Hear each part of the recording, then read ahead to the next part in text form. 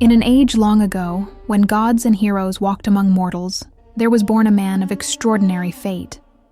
His name was Heracles, son of Zeus the Thunderer and Alcmene of Thebes. From his infancy, his divine heritage shone through. Legend says that as a baby in his cradle he strangled 2 serpents sent to slay him.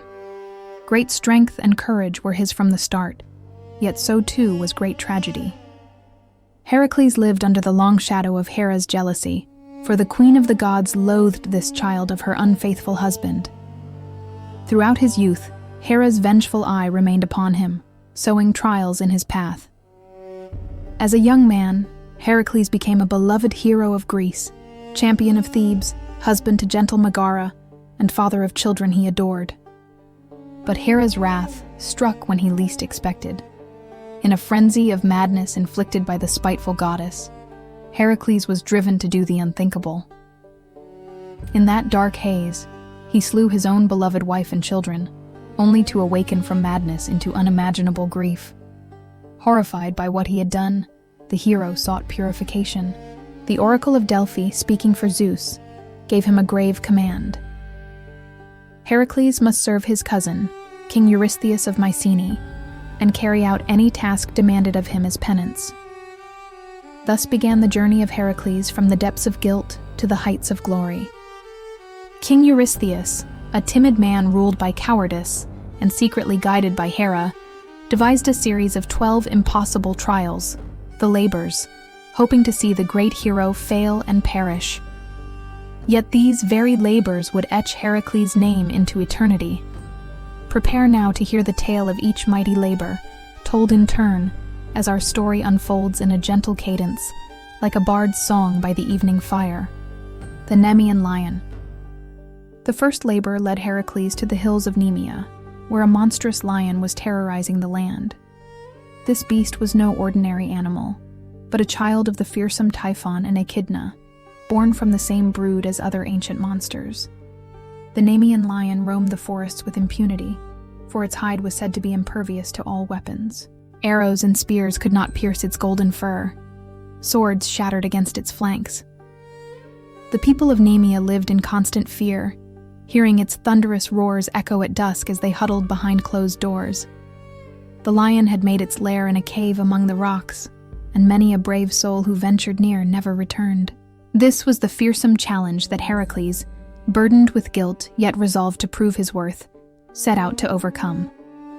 Heracles arrived in Nemea by twilight, the sun's last rays painting the sky bronze as he walked into the whispering woods. The air was still. Birds and insects had fallen silent in the predator's domain. With bow and arrow in hand, the hero stalked through dappled groves, following giant paw prints in the soft earth. At last, he spied the lion slinking through the trees, its eyes burning like lamps in the gloom. Holding his breath, Heracles drew an arrow and let it fly straight and true. The missile struck the beast's side and bounced harmlessly to the ground. The lion merely shook its shaggy mane, unhurt and now aware of the intruder. Slowly, it turned and bared its fangs, each tooth a dagger in a gaping maw. Heracles realized then that no ordinary weapon could slay this creature. As the lion bounded away into the gathering dark, Heracles abandoned his bow, tightened his cloak, and followed it to the mouth of its cave. Night fell, and a crescent moon hung in a cloudless sky as Heracles approached the beast's cavern. Determined to face the monster on its own terms, he hefted his heavy club of olive wood and blocked one entrance of the 2-mouthed cave with a boulder, ensuring the lion could not slip away. Then, with only his mighty hands and a hero's courage, he stepped into the darkness of the lair. Inside, the stink of the lion and the bones of its victims filled the air. Heracles could hear the low, rumbling growl from deeper within. Heart pounding but spirit steady, he ventured forward. Suddenly, a golden blur sprang at him. The lion pounced, knocking the torch from Heracles' hand and plunging the cave into darkness. The two figures, man and beast, crashed together, rolling across the rocky floor in fierce contest. The battle with the Nemean lion was like a clash of titans. The lion raked at Heracles with claws that could slice through stone, and its roar shook the very walls. Heracles answered with indomitable strength, grappling the beast despite its thrashing fury. He threw aside his club. It was useless now, and seized the lion's throat with both hands. The lion lunged and writhed, trying to shake him off, but Heracles held firm, muscles straining like steel cords. Slowly, inexorably, the hero's grip tightened. Minutes passed like hours in that subterranean struggle, until at last the great lion, deprived of air, grew limp. With a final shuddering breath, the invincible beast was defeated, felled by the strength of Zeus's son. When Heracles emerged from the cave at dawn's first light, the people of Nemea watched in awe and relief. The mighty hero strode forth, battered and bloodied but victorious, the enormous carcass of the lion slung over his shoulders. Having slain the beast that no weapon could harm, Heracles now faced the task of taking its fabled hide as a trophy. Its golden pelt was so tough that no knife could cut it, until the goddess Athena, in disguise, guided Heracles to use the creature's own razor-sharp claws. Thus he skinned the Nemean Lion, and from that day on wore its impenetrable hide as armor, a cloak draped over his back, the lion's fearsome head resting atop his own like a hood. Clad in the lion's skin, Heracles was nearly as indestructible as the beast had been. When he brought the pelt to King Eurystheus, the cowardly king was astonished and frightened that Heracles had survived.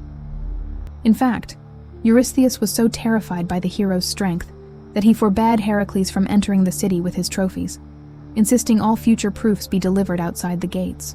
And so, having completed the first labor, Heracles stood at the threshold of Mycenae, the conquered lion's hide on his back, unaware of the even greater trials yet to come. The Lernaean Hydra. No sooner had the victory over the lion been won than King Eurystheus, prodded by Hera, assigned Heracles a second, even more perilous task. In the swamps of Lerna, lurking beneath fetid waters and swirling mists, dwelt an ancient horror known as the Hydra.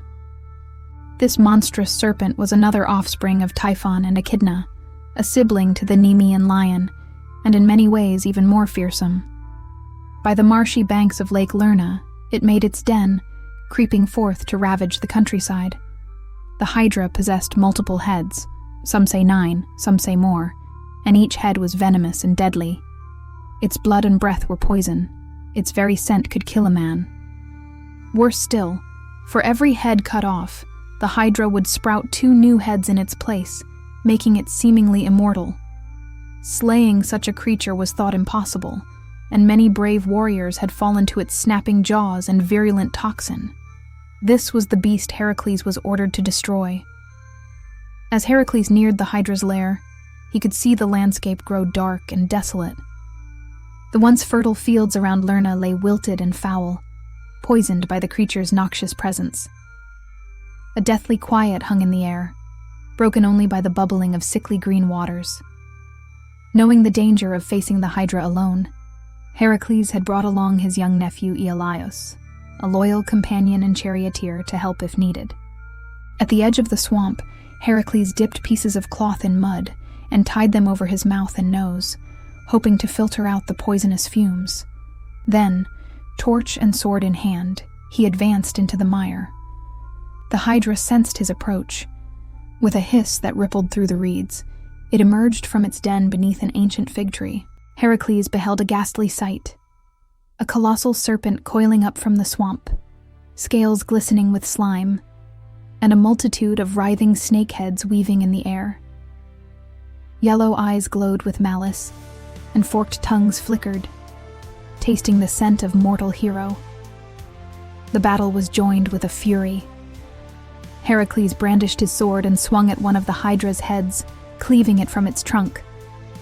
But scarcely had the severed head thudded into the mud, than 2 new heads burst forth from the stump, each snapping with hunger. No matter how many times he cut, the Hydra only became more fearsome, its many necks lashing out, trying to ensnare him, its teeth dripping venom that hissed and smoked on the ground. To make matters worse, the goddess Hera, watching from above, sent a giant crab to aid the Hydra. This monstrous crab scuttled out of the swamp and latched onto Heracles' foot with its pincers, causing him to stumble. Grimacing in pain, Heracles crushed the crab under his heel. But the moment's distraction allowed the Hydra to wind a coil around his arm, its multiple heads darting in to bite.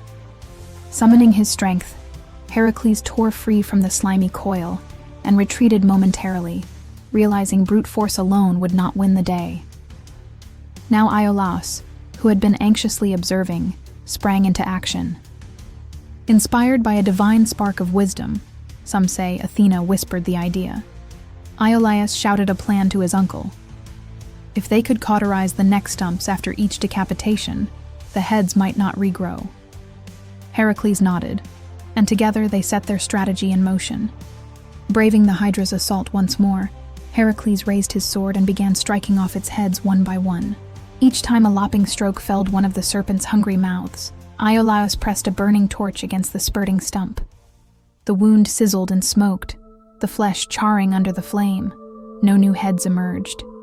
Enraged, the Hydra thrashed and spat clouds of deadly vapor, but Heracles persisted relentlessly. One by one, the beast's heads fell into the swamp, and one by one, Iolaus seared the necks shut. Finally, only the Hydra's largest central head remained, the one said to be immortal.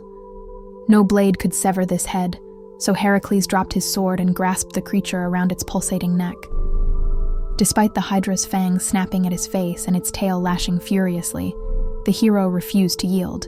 He heaved with all his might and tore the final head free. Still hissing and biting, that severed head remained alive, so Heracles carried it far from the swamp and buried it deep beneath a great boulder, entombing it for all time. Thus the Lernaean Hydra was slain. Heracles dipped his arrows in the Hydra's blood before leaving, soaking the tips in potent venom, an act that would make his arrows lethal beyond compare in the adventures to come. However, when Heracles returned to Mycenae bearing the news of his victory, King Eurystheus was not rejoicing. Instead, the king scowled and refused to count this labor as complete. He claimed that because Heracles had not fought the Hydra alone, because Iolaus had aided him, the hero had violated the terms of his penance. In truth, Eurystheus and Hera simply sought to deny Heracles any satisfaction.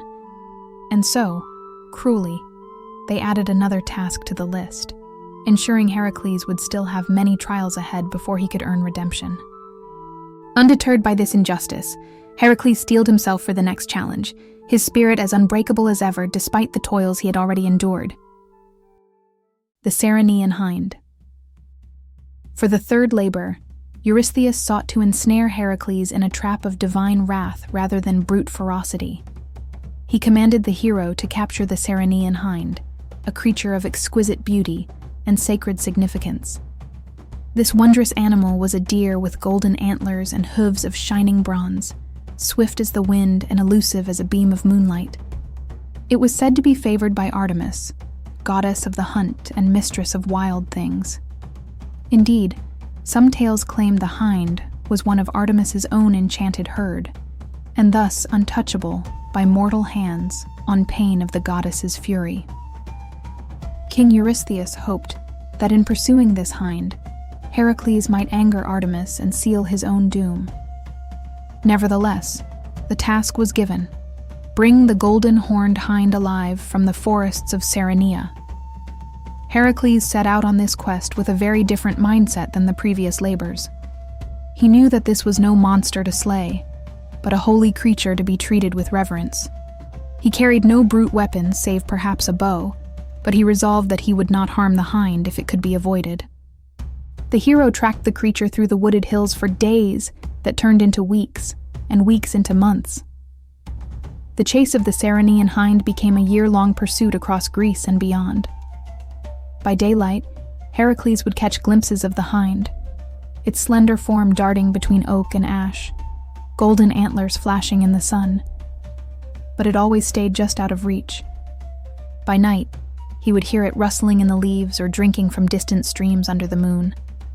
But never could he corner it. Despite his unmatched endurance, Heracles had to exercise a new kind of strength: patience. Through summer heat and winter cold, he trailed the hind, refusing to give up, driven by the duty to fulfill his penance. Over time, a quiet respect grew in his heart for this graceful animal that led him such a merry dance through valleys and over mountains. At last, after nearly a full year, fate offered an opportunity. The hind had led Heracles far to the north, to the land of the Hyperboreans, and back south again. One crisp morning, as the sun rose golden over the Arcadian forests, Heracles found the hind weary from the ceaseless flight. The creature had slowed, its flanks heaving as it tried to catch its breath by a gently flowing river. With utmost care, Heracles crept closer. He nocked an arrow, but not to kill, to startle and slow the creature. Taking aim at a spot just ahead of the hind's forelegs, he loosed the arrow. It struck the ground with a thud, right before the animal, causing the hind to leap in surprise and stumble. In that brief instant as the hind faltered, Heracles sprang forward. He managed to gently grab hold of the deer's gilded antlers. The hind kicked and strained, but Heracles murmured soothing words, holding fast yet calming the creature with a surprisingly tender touch. Eventually, the exhausted hind yielded, ceasing its struggle. Heracles had captured it at last, uninjured and alive.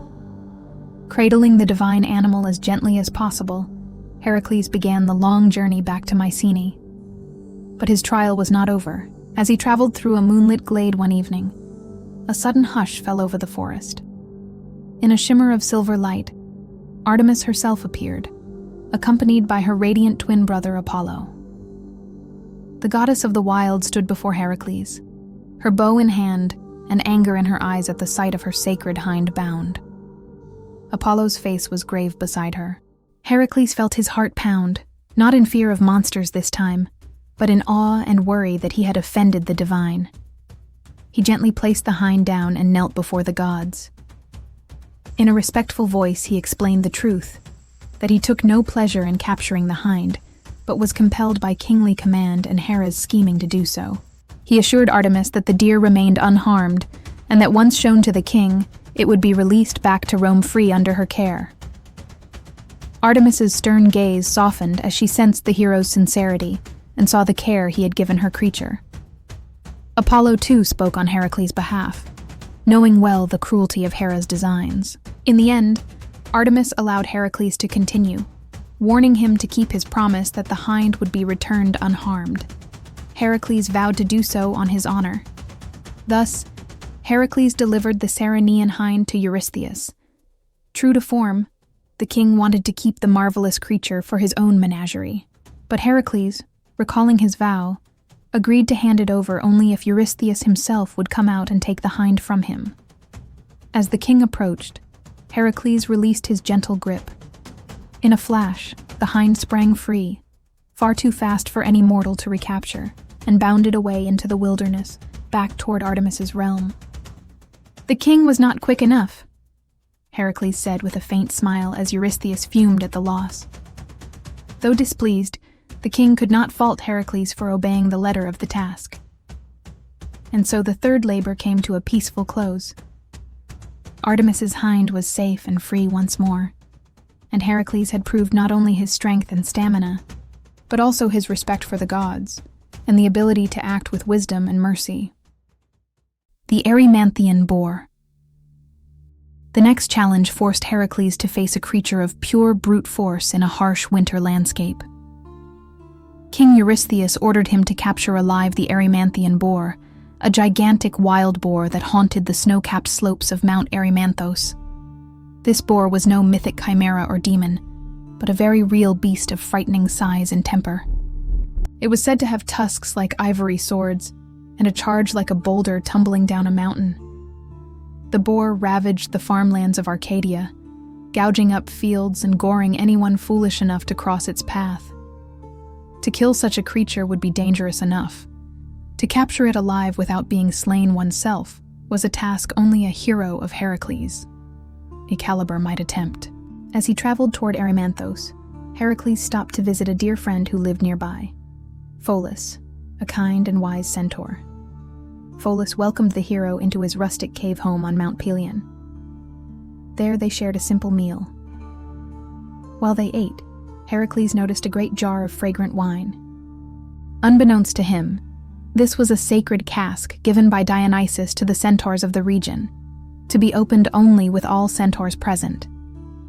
Pholus, mindful of the gift's purpose, hesitated when Heracles grew eager to sample the wine, but Heracles insisted and uncorked the vessel. The rich aroma of wine drifted through the forest, and soon it drew other centaurs who lived nearby. Inflamed by the scent, for they did not dilute the wine with water as was proper, the centaurs became wild and aggressive, thinking Pholus and Heracles were hoarding the drink. A chaotic confrontation ensued. Tipsy centaurs stormed Pholus's cave, and Heracles, startled and provoked, fought back with his great strength. The melee escalated as more centaurs joined the fray. Heracles, in self-defense, swung his club and let fly arrows tipped with Hydra's venom. The centaurs panicked under his onslaught, many falling or fleeing. Among the madness, the wise centaur Chiron, immortal tutor of heroes, was accidentally wounded by a stray poisoned arrow, and Pholus himself met a tragic fate.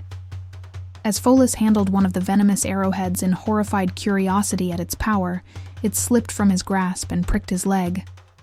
The poison worked quickly. Though not intended for him, it stilled the gentle heart of Pholus in moments. When the fight was over, Heracles was dismayed to find his friend dead. With a heavy heart, he gave Pholus a proper burial under the trees he loved, mourning the cost of his careless indulgence. This sad episode impressed upon Heracles the lethal potency of the weapons he now carried, and the unintended tragedies that even a hero's journey could yield. Sobered and determined, Heracles continued on to track the mighty boar. Winter had settled on the mountains. The breath of the hero steamed in the frosty air as he climbed rocky slopes and trudged through drifts of snow. High above, he could hear the distant snorts and snuffles of the creature echoing in the crisp morning stillness. Recalling advice given by Pholus, and others say by Chiron too before his injury, Heracles devised a plan. He would not wrestle the boar outright, but use the terrain and weather to his advantage. He ascended to the higher reaches of Erymanthos, where the snow lay deep and treacherous. There, in a valley ringed by pines, he let out a shout that rolled across the ravines. His voice challenged the boar, daring it to come. The beast answered with an enraged squeal, crashing through the forest toward the sound. Heracles began to bang his sword against his shield and shouted again, driving the boar into a frenzy. Soon, trees shook and snapped as the monstrous boar burst into view. Bristling fur, tiny red eyes glaring, tusks glinting with frost. It charged at once, intent on skewering the hero. Heracles did not flee, but nimbly sidestepped at the last second. The boar plowed onward through the snow, unable to halt its momentum on the slippery, uneven ground.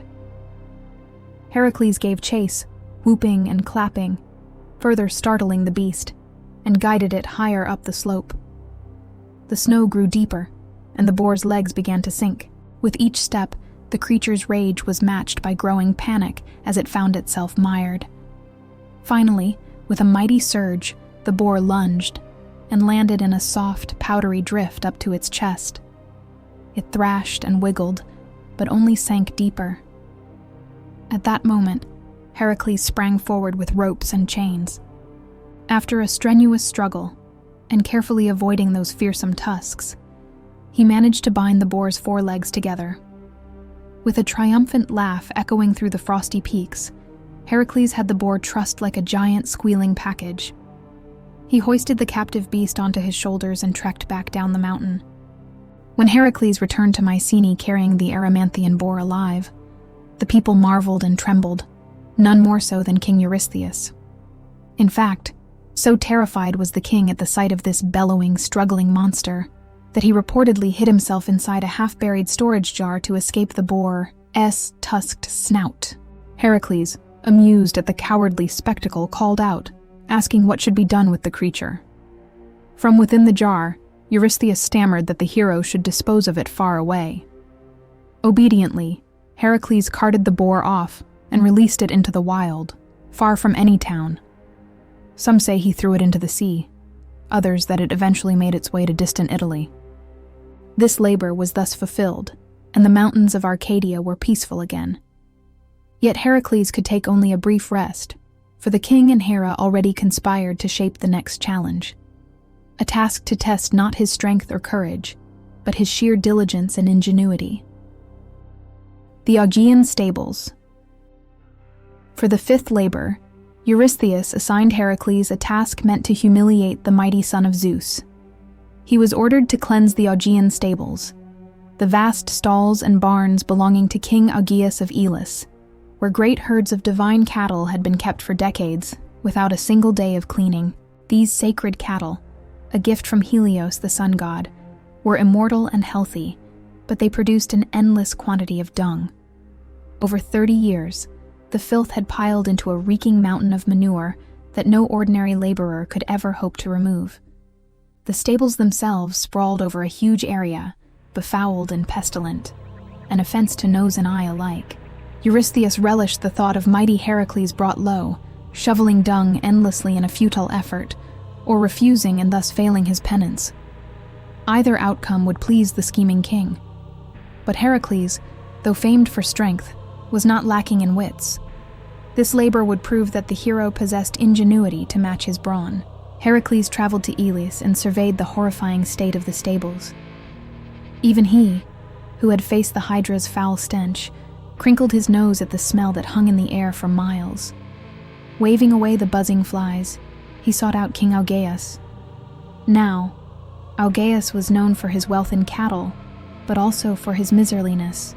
Sensing an opportunity, Heracles proposed a bargain.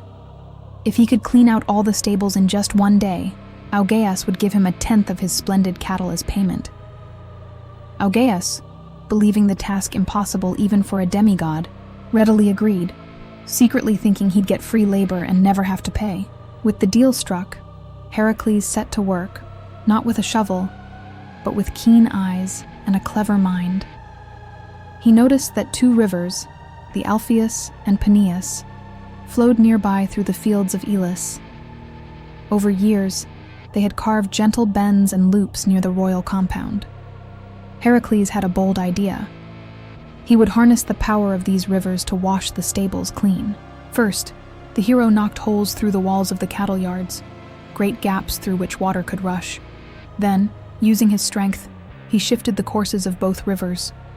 With powerful blows of his pick and relentless digging, he diverted the waters, creating channels leading straight through the stables. With a triumphant shout, Heracles removed the final earth barriers. The rivers roared into the yards, 2 torrential currents flooding through the filthy stalls.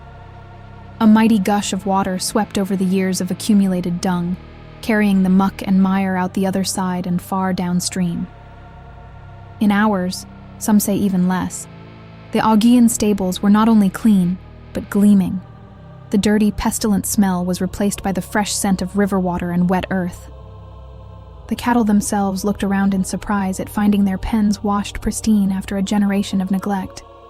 Heracles stood drenched but smiling amid the flowing water, having achieved the impossible with a stroke of simple genius. When King Augeas learned of this feat, however, his pride and greed overcame any sense of honor. He angrily refused to hand over the promised reward, claiming that Heracles had only done his duty as commanded by Eurystheus. Augeas even maintained that he had never truly agreed to the reward at all. Outraged by the king's deceit, Heracles took Augeas before a judge. The king's own son, Phyleus, testified that indeed a promise was made. Yet the judgment went in the king's favor, not surprisingly, since Augeas himself was powerful in Elis. In a fit of fury, Augeas banished his son Phyleus along with Heracles from the land. The hero left without the cattle he was due, swearing that one day he would return to punish Augeas for his dishonesty. But for now, Heracles had to continue his atonement, unpaid and uncomplaining. When he returned to Mycenae, Heracles reported the completion of the labor, expecting at least recognition that the stables were cleaned. But Eurystheus, ever under Hera's malice, would have none of it. The king declared that this labor did not count toward Heracles' tally, because the hero had attempted to profit from it by demanding payment. And, the king argued, because he had used the rivers to do the work. Of course, such quibbling was unjust. No one had said ingenuity or accepting a reward was forbidden, but Eurystheus cared not. He simply wished to prolong Heracles' servitude. Thus, despite 5 great labors done, Heracles was informed he still had as many labors left as before. Hearing this, the hero gritted his teeth but did not protest. He would persist and see his penance through, no matter how the tasks multiplied. In his heart, however, he knew that the gods watched, and that the glory of these deeds would be remembered far beyond the pettiness of any mortal king. The Stymphalian birds. Having failed to best Heracles through physical ordeals or degradation, Eurystheus, guided by Hera's cunning, devised a labor to test the hero's resourcefulness against a strange and deadly horde. In the wilderness around Lake Stymphalia, a remote marshy lake in Arcadia, there resided a flock of terrifying birds. These were no ordinary marsh fowl, but the Stymphalian birds, creatures said to be favored by Ares, god of war. They were as large as cranes and far more vicious. Each bird had feathers of sharpened bronze and beaks like steel daggers. They hungered for human flesh, and in great numbers had descended upon the countryside, raising crops and attacking villages.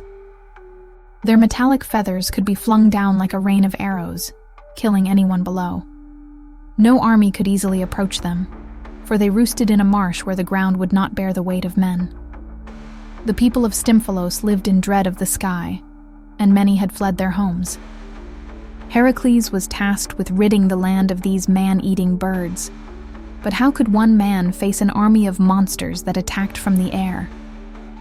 Upon reaching Lake Stymphalia, Heracles gazed over a desolate sight. The wetlands were eerily quiet, the water dark and stagnant. Every tree branch sagged under the weight of clusters of monstrous birds, their eyes glittering.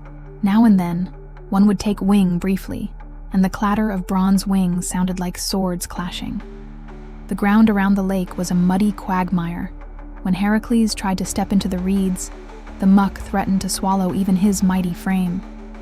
He had to withdraw and reconsider. The birds watched from afar and let out harsh cries as if mocking him.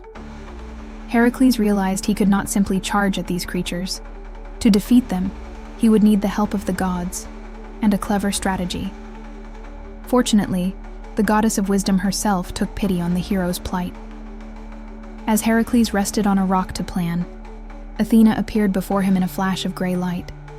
She held in her hands not a sword or spear, but a peculiar object, a crotalum, a kind of rattle or clapper forged of bronze. Athena explained that this instrument, crafted especially for him by Hephaestus, would create a noise so frightful and piercing that no creature could endure it. With a grateful bow, Heracles accepted this divine gift and climbed a high hill overlooking the marsh. There, under the watchful eyes of Athena, he shook the crotalum with all his strength. A cacophony like thunder mixed with the clash of cymbals erupted, rolling across the lake in waves. The Stymphalian birds, accustomed to being predators, now knew fear. The horrendous sound jolted them from their roosts in panic.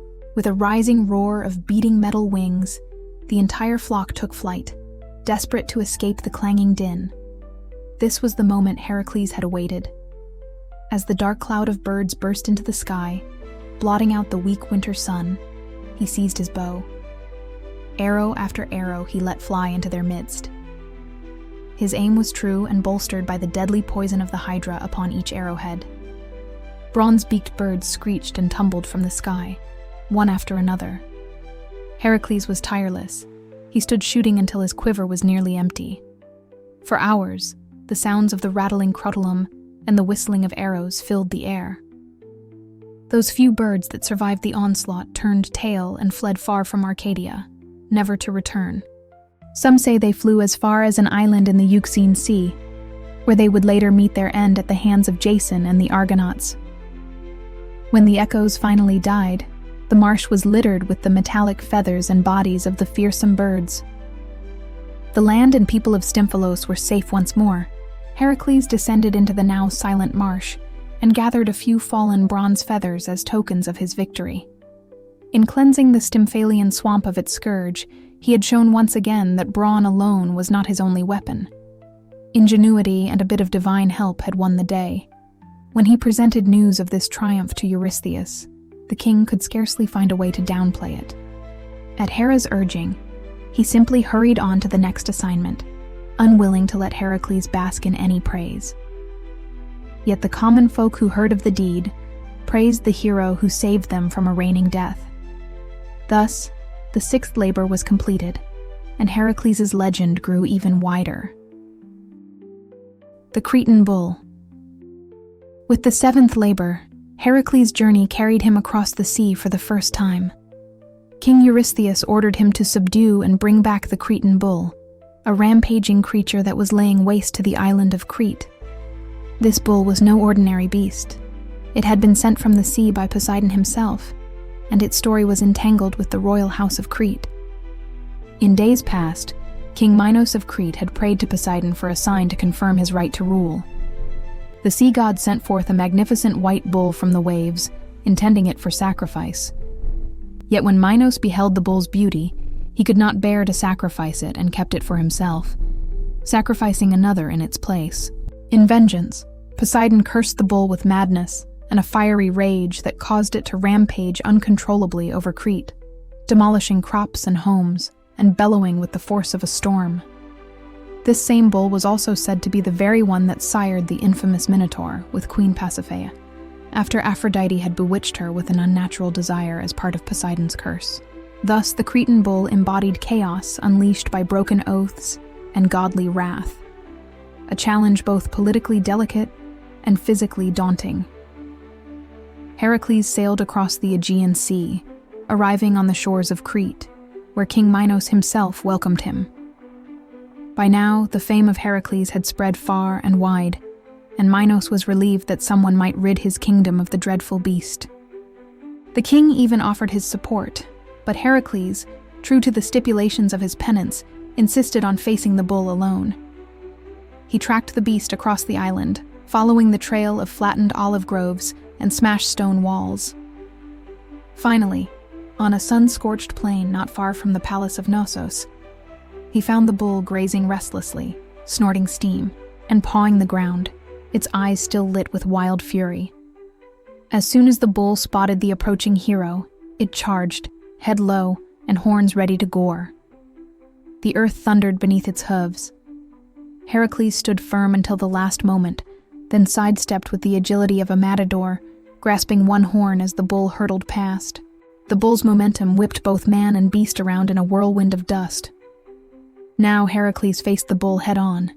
He had to capture it without slaying it, so he dropped his weapons and relied on sheer strength and skill. The fight with the Cretan bull was like a clash of elemental forces. The bull-ass hot breath and savage charges against the steady, unyielding power of the hero. When the bull charged again, Heracles lunged forward to meet it, seizing its horns with both hands. The bull bellowed, thrashing its neck and trying to toss him aside, but Heracles held on, feet digging furrows in the ground. With a mighty heave, he twisted the bull's head upward, forcing its gaze to the sky. The creature kicked and bucked, yet the hero would not relent. Bit by bit, the bull's fury gave way to exhaustion. Its sides heaved, and foam dripped from its mouth as it labored for breath. At last, with one final burst of effort, Heracles flung the bull to the ground as gently as possible, pinning it by the shoulders. The great beast was conquered, not killed. Heracles bound it with stout rope and led it, still huffing and stamping, back across the island. Grateful King Minos provided a ship, and Heracles sailed with the living prize in tow to Mycenae. When Eurystheus saw the Cretan bull brought to heel, he quailed at its size and apparent savagery, even in defeat. The king had the bull released, wanting nothing to do with it. Freed on the mainland, the bull roamed into the wilds of Greece. In later tales, this same bull wandered into Attica, becoming known as the Marathonian bull, until it was eventually slain by another hero, Theseus. Thus, the seventh labor ended successfully. Crete was freed from Poseidon's raging bull, and Heracles' tally of triumphs continued to grow. The mares of Diomedes. The eighth labor sent Heracles to the far northern reaches of the Greek world, on a mission both gruesome and tragic. King Eurystheus commanded him to retrieve the mares of Diomedes, a team of 4 wild horses owned by Diomedes, the barbaric king of the Bistones in Thrace. These were no normal mares. They were infamous man-eaters, trained by Diomedes to feast on human flesh. Their names were Podargos, swift, Lampon, shining, Xanthos, golden, and Danos, terrible, and they were as frightening as their names implied. Huge and powerful, with eyes rolling white and froth dripping from their jaws, they had to be chained with iron to their mangers. Diomedes fed them the flesh of unsuspecting strangers and enemies, making the horses ever more mad and ferocious. Eurystheus likely hoped that Heracles would end up as fodder for these dreadful beasts. Heracles assembled a small band of companions for this task, perhaps understanding that he might need help taming the mares. Among them was a young man named Abderus, the son of Hermes, who was both swift and brave. Under cover of night, Heracles and his allies arrived at the stables of King Diomedes by the Black Sea coast. They overpowered the grooms and guards, and Heracles himself drove the 4 mares of Diomedes out of their pen, wrestling their chains with prodigious strength. The horses reared and screamed, the smell of human flesh awakening their bloodlust. As Heracles struggled to keep them under control, a war cry arose. Diomedes and his soldiers had discovered the theft and were in furious pursuit. Heracles handed the horses' chains to Abderus, instructing him to keep the mares calm and together while he turned to face the oncoming Thracians. The night sky was soon filled with the clash of battle as Heracles fought Diomedes. The 2 men met sword against club, strength against strength, on the dark plains near the stable. Diomedes, a son of Ares, was a formidable warrior, but he was no match for Zeus's son. After a fierce fight, Heracles gained the upper hand and struck Diomedes down, ending the tyrant's cruel reign. Breathing heavily, Heracles returned to where Abderus was left guarding the horses, only to be greeted by a heart-rending sight. In the chaos of battle, the young man had been unable to hold the mares apart. Overcome by their hunger, the vicious horses had turned on poor Abderus and devoured him. Heracles cried out in grief and rage. This labor had won him a victory, but at the cost of a dear companion's life. Mourning, he gathered the mortal remains of Abderus to bury him with honor. In memory of his fallen friend, Heracles founded a city on that spot, naming it Abdera, so that Abderus's name would live on. As dawn broke, the hero confronted the still ravenous mares. Diomedes was dead. Nothing now held the horses' loyalty or madness. Heracles resolved to pacify them once and for all. In a grim twist of justice, he dragged Diomedes' corpse to the horses and offered their former master's flesh to them. The mares, smelling fresh blood, fell upon Diomedes' body and ate until nothing remained. This gory meal finally sated and calmed the enchanted horses, as if a spell of madness had been lifted from them. No longer did they strain at their chains or champ with insatiable hunger. They stood quietly, their wild eyes now dull and peaceful. With a heavy heart, Heracles rounded up the now docile mares and led them southward, away from the dark land of Thrace. When he presented the mares of Diomedes to King Eurystheus, the king, though astonished that Heracles had succeeded, wanted no part of these ghoul-fed animals. Eurystheus ordered them to be set loose. The 4 mares wandered off, eventually roaming the slopes of Mount Olympus, where they met a strange, but fitting end. They were said to have been killed by wild beasts of the mountains, thus themselves becoming a final meal for the predators of nature. So concluded the 8th labor. Heracles had prevailed over brutality and horror, though at a dear personal cost, and the world was rid of yet another menace. The Belt of Hippolyta. For his 9th labor, Heracles was sent on a voyage across the Aegean to the mysterious land of the Amazons. Eurystheus' daughter had heard tales of a marvelous war belt, often called a girdle, owned by Hippolyta, queen of the Amazon warriors, and she desired it for herself. Thus, Eurystheus tasked Heracles with obtaining the belt of Hippolyta. This was a daunting mission, for the Amazons were a fierce nation of warrior women, famed for their skills in battle and their distrust of men. Hippolyta's belt was no mere ornament. It was a symbol of her authority given by her father Ares, the god of war, and it conferred great power and skill in combat upon its wearer. Gaining it by force would mean fighting the strongest women warriors alive, and by diplomacy, well, many thought that impossible, as the Amazons did not welcome outsiders lightly. Nevertheless, Heracles gathered a crew of brave comrades and set sail in a sturdy ship. Among the Argonauts who joined him on this expedition were heroes like Theseus of Athens, and others renowned in their own right. After a long journey, they reached the shores of Themyscira, the capital of the Amazons on the broad Thermodon River. To their surprise, the Amazons did not attack on sight. Queen Hippolyta rode out to meet Heracles, curious about the famous son of Zeus and why he had come. The two regarded each other with mutual respect. Hippolyta, tall and regal in her bronze armor, and Heracles, powerful and humble in bearing. Instead of conflict, Hippolyta welcomed Heracles and his men as guests.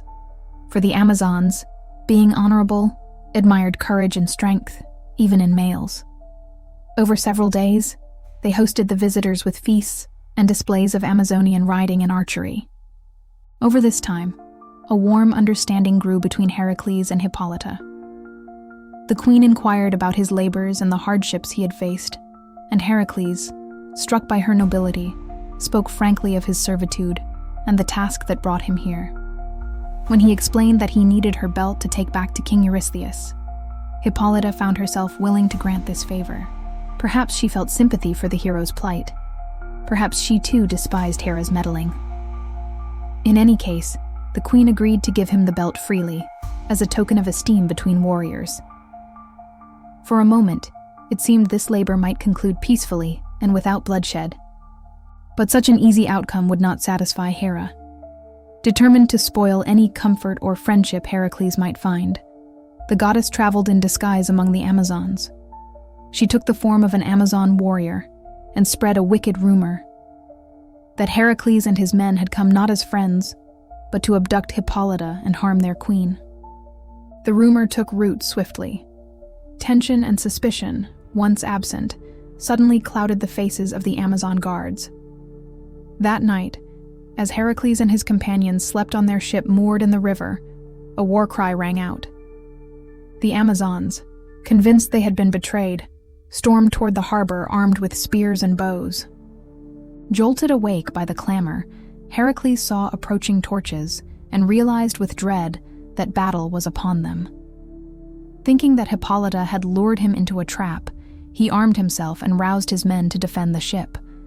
A fierce fight erupted on the moonlit riverbank, Greeks and Amazons clashing shield to shield, neither truly wishing the fight, but each deceived by Hera's cruel ploy. In the chaos of that fight, tragedy struck. Hippolyta, who had been late to learn of the rumored threat, arrived to quell the misunderstanding. But in the darkness and confusion, Heracles mistook the armed queen charging toward him as just another attacker. Fearing treachery, he moved to protect himself. A brief struggle ensued, and Heracles' immense strength prevailed. Hippolyta fell mortally wounded by the very man she had shown kindness. As she lay dying, the fog of war lifted too late, and Heracles realized the horrible mistake. He had killed a noble ally under Hera's deceit. Grief and anger overwhelmed him, but there was no time for lament. His crew was still under attack, and they fought desperately to escape. Pushing off from shore, the Greeks managed to break away, carrying with them the object of the labor, Hippolyta's ornate belt, which she had intended to give in friendship, now a spoil of unintended war. The ship sailed away from the land of the Amazons in somber silence, Heracles clutching the belt and cursing Hera's name under his breath.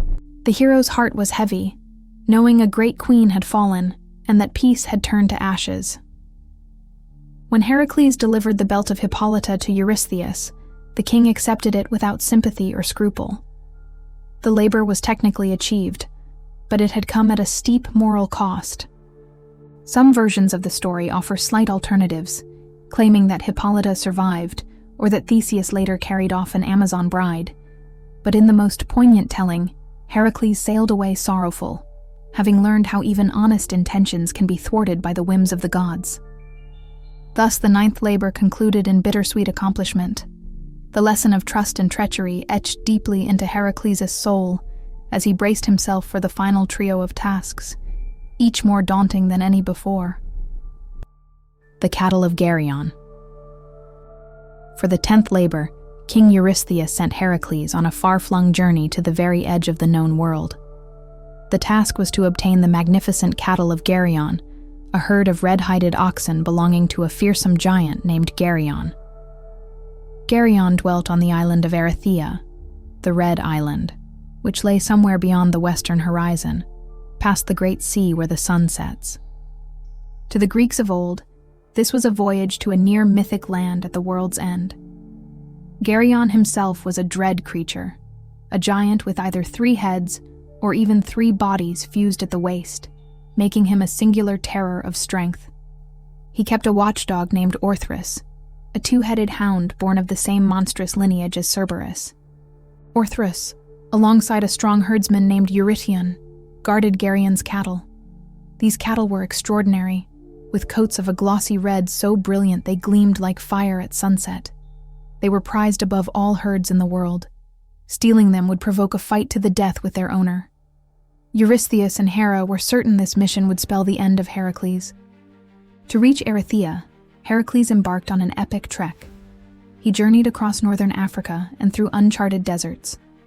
Under the relentless sun of the Libyan wastes, even Heracles grew faint with heat and thirst.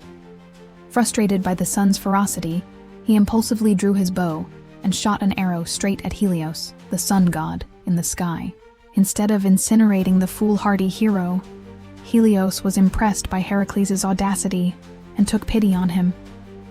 The sun god sent down a great golden cup, his own solar vessel, in which he sailed the seas each night. In this golden cup boat, Heracles set into the western ocean and sped toward Erythea faster than any mortal ship. Thus, after many adventures and traversing unimaginable distances, the hero found himself on the shores of the fabled island, where red cattle grazed under the watch of a giant. Heracles landed under cover of twilight. It wasn't long before the vigilant guard dog Orthrus caught his scent. With 2 heads each barking and snarling, the monstrous hound sprang at Heracles out of the gloom. Before Orthrus could sink its teeth into his flesh, Heracles swung his club mightily, felling the beast with a single blow. Next rushed forth Eurytion, the herdsman, armed with a heavy stone spear.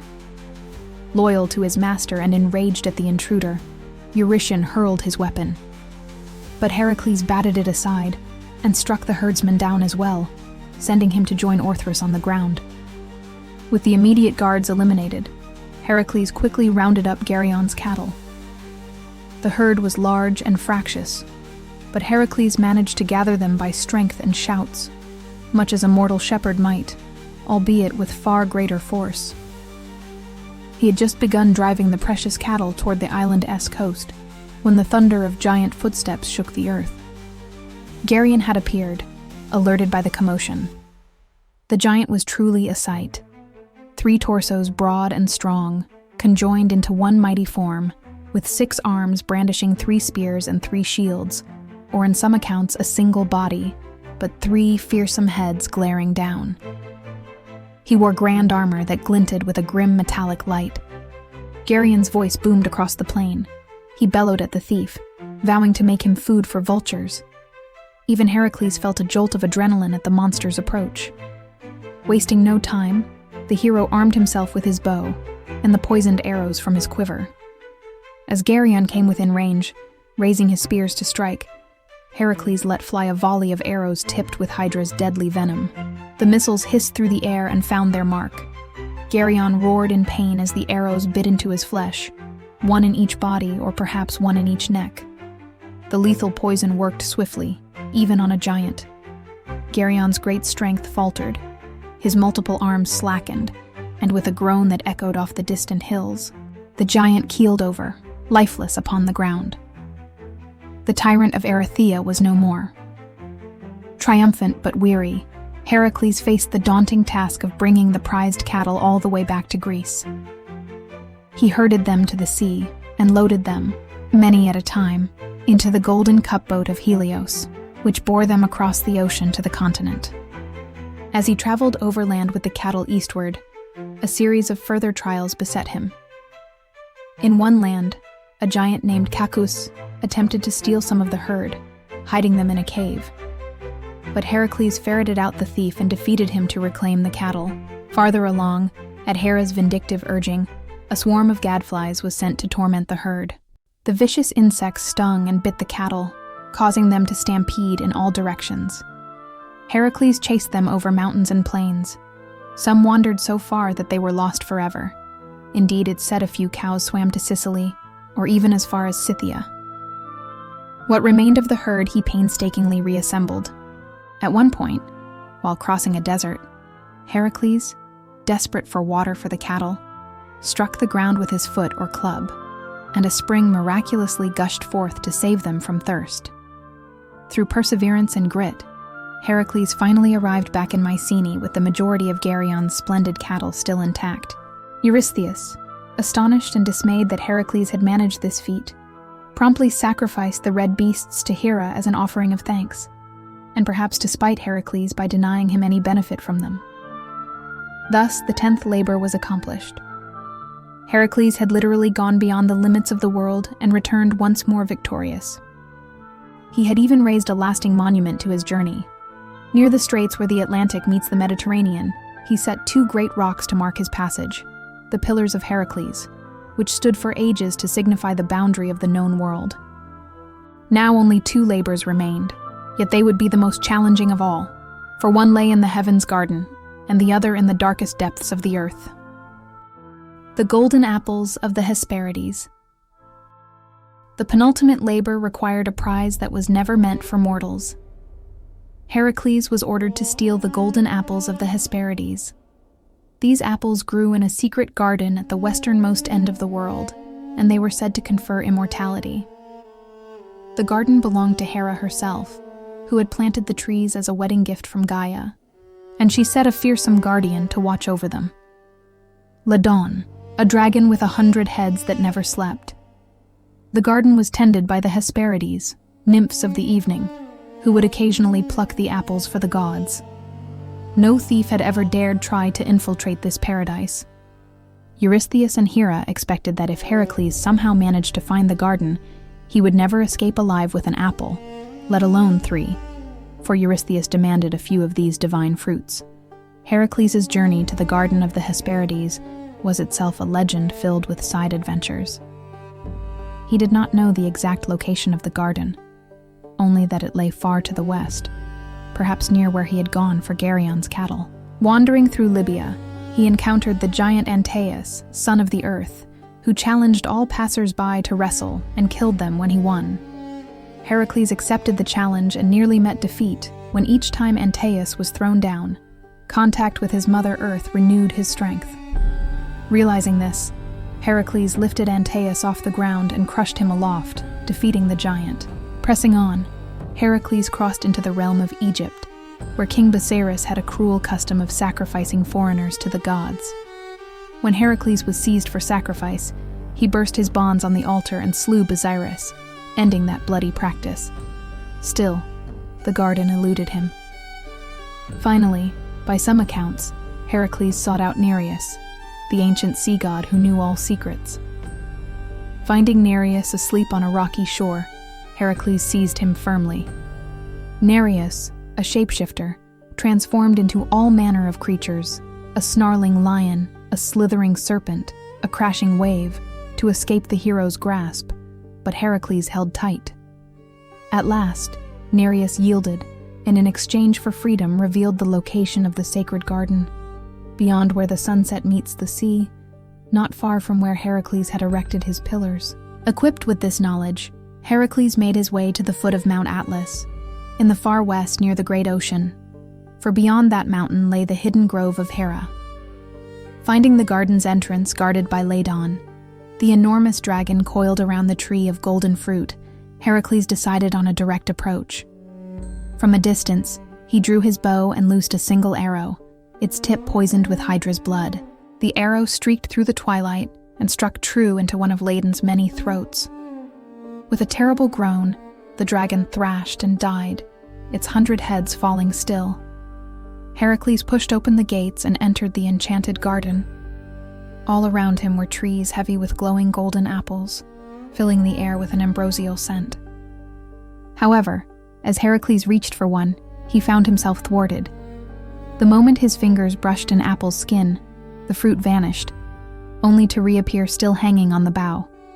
A nymph's lilting laughter echoed among the leaves, and Heracles realized the Hesperides' magic prevented any mortal from directly seizing the prize. He could not pluck the apples himself. Remembering an old warning, Heracles understood he would need the aid of someone not bound by the curse, perhaps a god or a titan.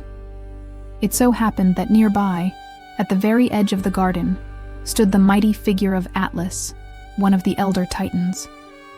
Long ago, Zeus had condemned Atlas to hold up the sky on his shoulders for all eternity as punishment for warring against the gods.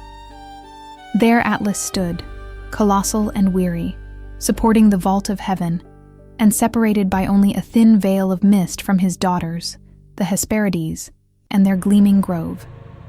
Heracles called out to him, explaining his plight and proposing a deal.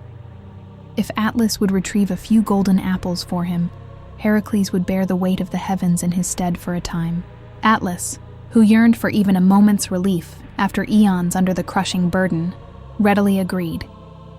Carefully, Heracles took on the cosmic weight from Atlas's shoulders. Suddenly, the immense weight of the sky and clouds pressed down on him, an unbearable heaviness that even his divine muscles strained to sustain. Atlas stepped away, flexing his numb arms, free for the first time since the dawn of the age of Zeus. True to his word, Atlas strode into the garden of his daughters. The nymphs welcomed their father, and without challenge, for Ladon was dead by Heracles' hand, Atlas easily plucked not one but 3 radiant apples from the sacred tree. He returned to Heracles, golden fruit in hand. Yet as the Titan beheld the hero struggling under the sky, a sly thought came to him. He did not wish to resume that punishment. Why not let this son of Zeus hold it forever?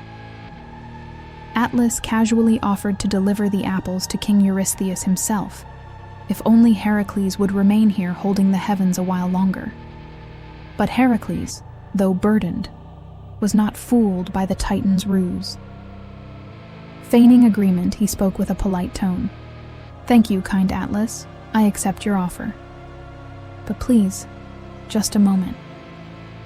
Would you mind taking the sky back, just for a breath, so I can adjust the padding of my lion-skin cloak on my shoulders? The weight bites terribly, and I wouldn't want to drop the heavens in transit." Atlas, not known for quick wit, saw no harm in this, and set the golden apples on the ground. He stepped back under the sky's burden, taking its colossal weight back onto himself for just a moment. And in that moment, Heracles swiftly gathered up the 3 golden apples, thanked Atlas curtly, and departed. The tricked Titan could only roar in frustration as he realized he'd been outsmarted, and was back where he began, forever holding up the sky. Bearing the apples, Heracles made his way back home. These apples were so potent and sacred that even Eurystheus dared not keep them. Once Heracles presented them as proof, the king handed them back, not wanting Hera's wrath for possessing her treasures.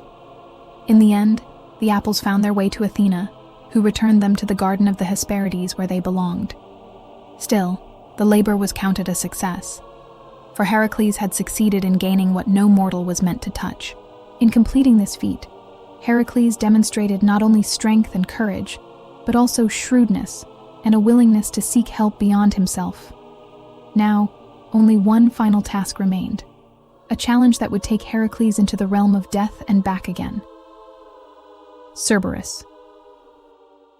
The 12th and concluding labor was by far the most ominous. King Eurystheus, running out of ways to test Heracles, commanded him to do what no living man had ever done: descend into the underworld and return with the monster Cerberus, the three-headed hound of Hades.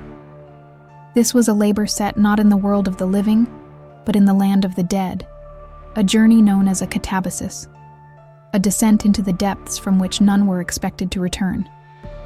Cerberus was the fearsome watchdog of Hades, lord of the underworld, and his queen Persephone. The giant dog's duty was to allow the souls of the dead to enter, but to keep anyone from leaving. With 3 snarling canine heads, a mane of serpents writhing around his neck, and a dragon-like tail, Cerberus was a living embodiment of terror. To bring this beast up to the world above without any weapons would require more than mortal might. It would demand divine favor and superhuman resolve. Before attempting this dire task, Heracles wisely sought to prepare himself spiritually. He traveled to the city of Eleusis to be initiated into the Eleusinian mysteries, sacred rites in honor of Demeter and Persephone that promised insight into the life after death. Through these rites, Heracles learned reverence for the gods of the underworld and how a mortal might walk among the dead, yet return unharmed.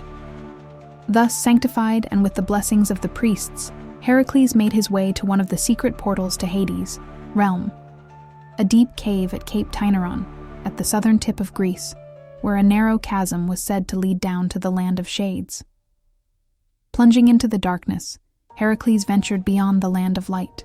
Guided by Hermes, the messenger god and guide of souls, or perhaps by the memory of the rituals he had learned, he crossed the thresholds that living eyes seldom see.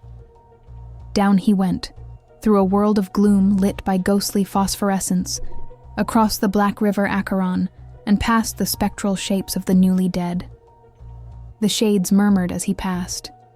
Some cowered from the hero's bright living aura, others cried out pleadingly to be brought back to life, but he could not help them. At length, he came to the throne room of Hades himself. The Lord of the Dead sat stern and mighty, with dark curls and a pale crown, and at his side stood Persephone, whose face was sad but kind. The 3-headed hound Cerberus lay before them, each head alert and growling softly as it sensed a living presence approach. All noise in that vast hall ceased as Heracles boldly stepped forward and bowed. Unlike his usual labors, this was not a foe to be fought outright, for who could defeat death in his own realm? It was a mission that required deference and negotiation. Heracles respectfully addressed Hades and Persephone, explaining his duty to take Cerberus to the surface for a brief time. The underworld gods regarded him with cold curiosity. No mortal had dared such a request. Persephone, remembering the world above and moved by Heracles' courage perhaps, inclined her head and spoke quietly in her husband's ear. Hades' implacable face cracked into a faint, grim smile. In a deep voice he gave his condition. Heracles may attempt to take Cerberus with him, if he could do so without using any blade or arrow or any weapon at all. In short, Hades allowed the labor, but only if Heracles could subdue the beast bare-handed, proving his power even in the realm of death. Heracles accepted these terms solemnly. He approached the hulking form of Cerberus at the throne's foot. The monstrous dog rose, sensing this mortal's intent. Each of its 3 heads let loose a blood-chilling howl, and the cavern walls trembled.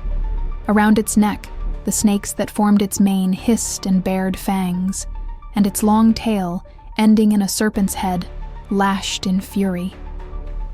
All at once, Cerberus pounced. It lunged at Heracles with slobbering jaws from 3 directions, intent on tearing him apart. The hero was ready. He had one defense, the trusty lion skin cloak from his first labor, still impervious to claws and teeth. As the head snapped and the snake struck, Heracles wrapped the lion's pelt around one arm as a shield, using it to block the central maw, while he grappled the other 2 heads with his free arm and his legs. A desperate, otherworldly wrestling match began. Cerberus flailed with supernatural strength, dragging Heracles across the stony floor, nearly overwhelming even him. But Heracles clung on with unyielding grip, ignoring the burning pain as serpent fangs from the mane bit into his flesh. He squeezed the monster's throats with all the might in his sinews. The 3 heads gnashed and howled, a cacophony of rage, filling the underworld with echoing sound. souls of the dead scattered in fright at the spectacle. Up on the throne, Hades and Persephone watched intently. Persephone's hands were clasped as if silently rooting for the hero. Hades sat impassive, eyes gleaming. Eventually, despite Cerberus's best efforts, the strength of the living son of Zeus proved greater. The great dog weakened as Heracles clamped its central head in a chokehold. One head lolled, and then the next. Finally, all three lay slobbering and defeated at his feet. Cerberus was not killed, merely subdued and tamed by the indomitable will of Heracles. The hero panted, covered in sweat and dark blood, some his own, much from the serpent's bites he endured. But he had done the impossible. Hades inclined his head in acknowledgement. The feat was permitted, and the condition met. With the gods' tacit blessing, Heracles hefted the unconscious or pacified Cerberus onto his back and began the long trek upward, out of the realm of death. When at last Heracles emerged from the darkness of that cave back into sunlight, those who saw him were struck with both fear and awe. The mighty Heracles, wrapped in a lion skin, carrying a gigantic three-headed hellhound in chains. Truly, it was a sight of legend. The final labor was now nearly complete.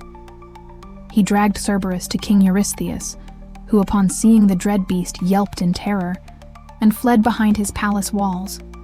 Some say he hid in that same storage jar again. The king, trembling, begged Heracles to take the creature away at once and agreed that this labor, and thus all the labors, were now fulfilled. Only after Eurystheus officially released Heracles from service did the hero agree to return Cerberus to the underworld. As gently as he could, Heracles guided the monstrous hound back to the cave entrance and released his chains. Cerberus, who perhaps had grown to respect the strength of this mortal, slunk back into the shadows without further aggression, returning to its divine post at Hades' side. Thus, after years of toil and trial, Heracles had completed the 12 labors set for him. He was at last free of the curse that plagued him, his sins expiated. In those labors, he had faced death and impossibility itself, and emerged alive and victorious. The legend of the 12 labors was complete, but the life of Heracles would continue into further adventures, and ultimately, an immortal destiny. The legacy of Heracles.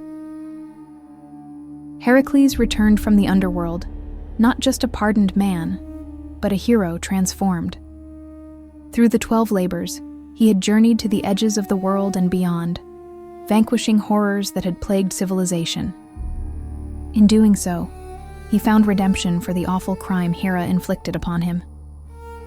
The people of Greece, once fearful or scornful of him after his moment of madness, now celebrated his name. Wherever he traveled, songs were sung of the invincible strongman who had slain the Nemean Lion, who had vanquished the Hydra, who had stridden into Hades and returned unscathed. Heracles, the once guilt-stricken mortal, had become the greatest of heroes, a protector of the world. In ancient times, these tales of Heracles' labors were more than mere adventures. They were imbued with lessons and symbols that resonated deeply with those who heard them. Each labor can be seen as an allegory, a mirror of human struggle. The Nemean Lion's invulnerable hide symbolizes our toughest fears, seemingly unconquerable until we find the courage to face them head-on. The Lernaean Hydra, regenerating its countless heads, represents the insidious nature of problems or vices that multiply if not cauterized at the root. Heracles taught that intelligence and help from a friend are sometimes needed to overcome what brute force alone cannot. The Cernaean hind embodies the importance of respect and restraint. Not every challenge is solved by strength. Sometimes patience and reverence are key. Cleaning Augeas's stables, a task of humiliation turned on its head, shows how human ingenuity can triumph over even the filthiest and most overwhelming of jobs, reminding us that no problem is unsolvable if approached creatively. The Stymphalian birds demonstrate that some threats require new tools, in Heracles' case, a divine rattle and a strategic mind. The list goes on, capturing the mad bull, taming the man-eating mares, confronting the warlike Amazons. All these labors collectively tell a story of a hero who used not only brawn, but also heart and brain, who grew wiser and more just through each trial. To the ancients, Heracles became a paradoxical figure of both mortal suffering and divine triumph. He was a man who knew pain, guilt, and loss intimately. After all, the labors themselves were penance for a terrible tragedy. In this, people saw a reflection of their own hardships and the hope of overcoming them. But Heracles was also the son of Zeus, a bridge between the human and the divine.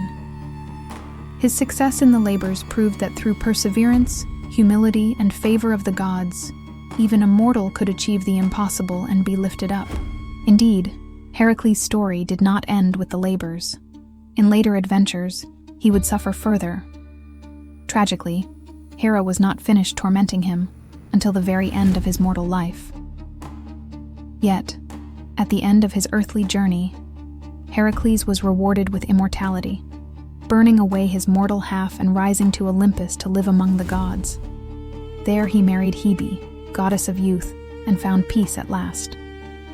For the Greeks, this apotheosis was the ultimate validation of Heracles, endurance and virtue. The hero who had borne the weight of the world was welcomed into eternity shining among the stars. Some say the constellation we call Orion is Heracles' spirit in the night sky. The symbolic resonance of the 12 labors has echoed through millennia. Philosophers and poets in antiquity offered interpretations.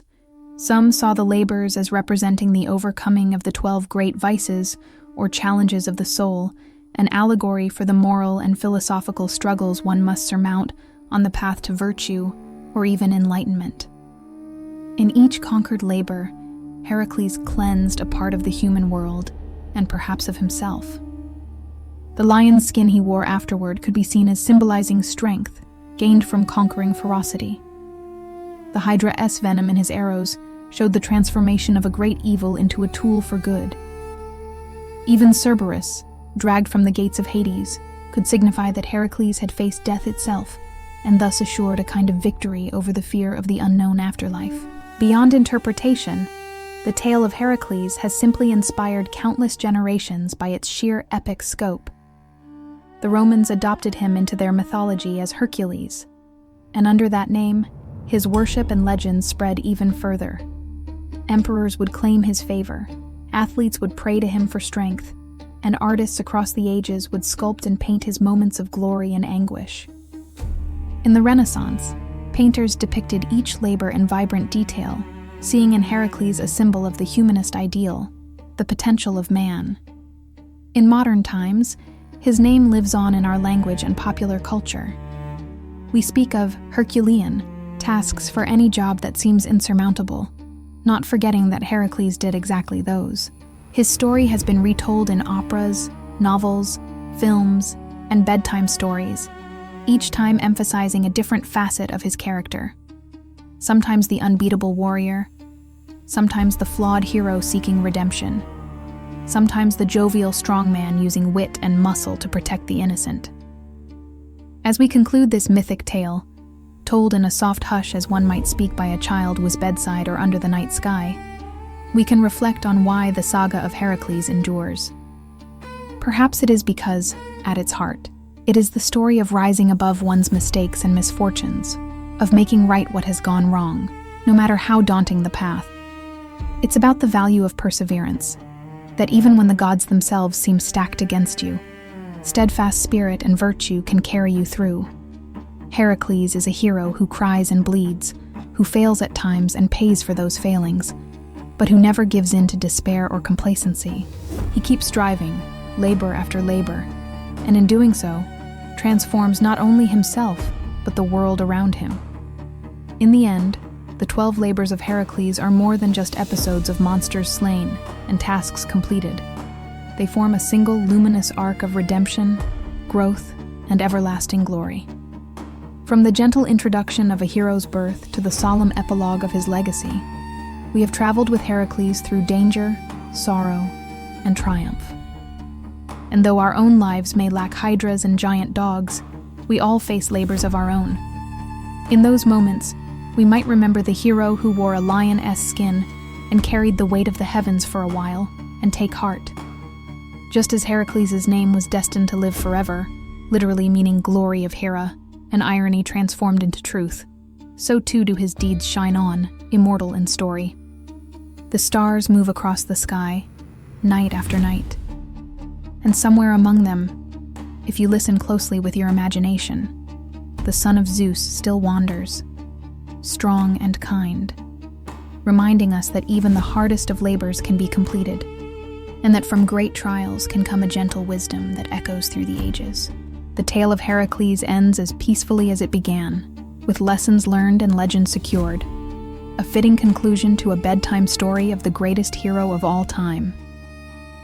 Sweet dreams.